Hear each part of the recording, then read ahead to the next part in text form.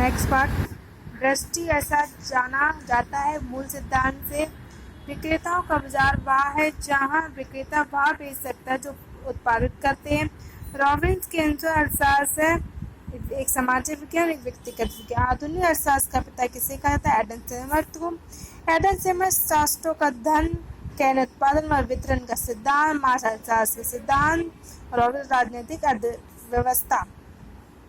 साम फर्म के विचार का पतन किया था। पीगू ने व्यावसायिक अर्थशास्त्र के क्षेत्र में शामिल नहीं है। लाभांश निर्णय, क्या नहीं है? लाभांश निर्णय। निम्नलिखित में से किसे व्यावसायिक अर्थशास्त्र कहते हैं?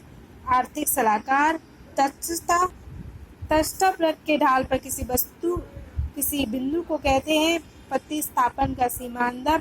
प्रबंध क्या होना चाहिए? यह संबंध है आदर्श विज्ञान से। अर्थशास्त्र वह विज्ञान है जो धन का अध्ययन करता है। यह परिभाषा दी है जेवीसी ने।